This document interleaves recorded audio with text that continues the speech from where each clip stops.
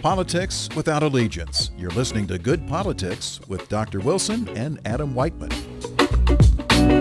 All right, welcome to another episode of Good Politics with Dr. Wilson. We had a pretty amazing week last week, and I think there's still a lot more going on with Trump's impeachment and all of that good stuff.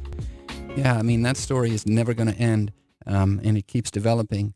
And what we're going to do today is we're going to talk about certain strategic things about it, about the process, about what it's all about, what its objectives are, whether it's working, that sort of thing. Let's get started and play clip one.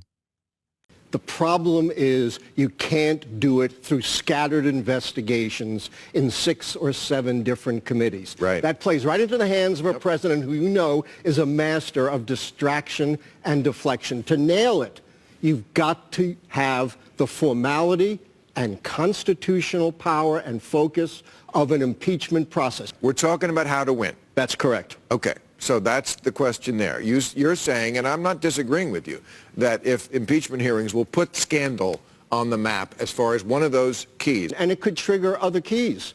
Like if he gets beaten up, which I think he would if there was a real impeachment process, right. It could trigger a contest for his nomination or a third party. Right.